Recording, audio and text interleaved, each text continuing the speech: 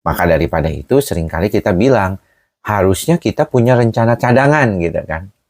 Atau kita perlu memikirkan banyak hal dulu untuk melewati atau berhadapan dengan kondisi tersebut.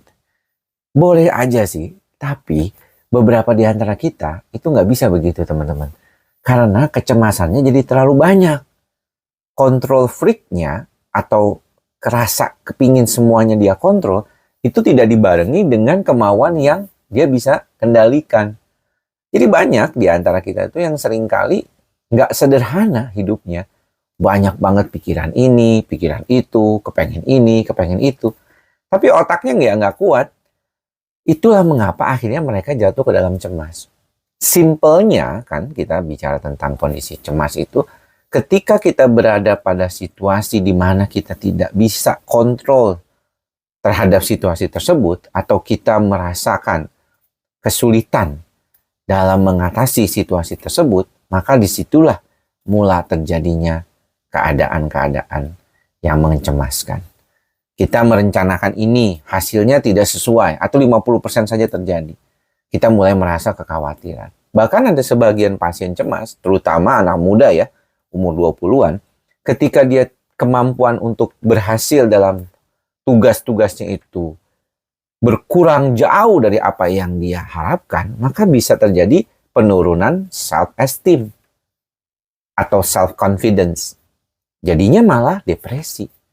Sebab kita lihat banyak banget pasien-pasien yang anxiety awalnya, kemudian jadi depresi.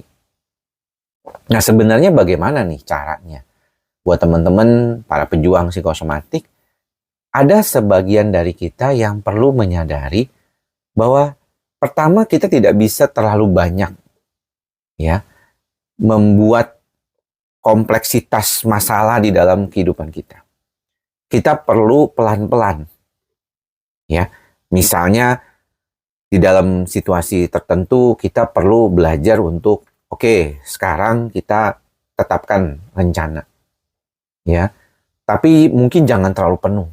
Karena kalau kita terlalu penuh, ya, kita nanti malah kesulitan. Pace-nya kita tuh kecepatan dan kita capek sendiri.